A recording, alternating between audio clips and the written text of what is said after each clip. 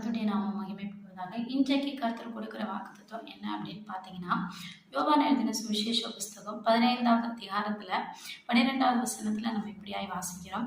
நான் உங்களில் அன்பாய் இருக்கிறது போல நீங்களும் ஒருவரில் ஒருவர் அன்பாய் இருக்க வேண்டும் என்பது என்னுடைய கற்பனையா இருக்கிறது.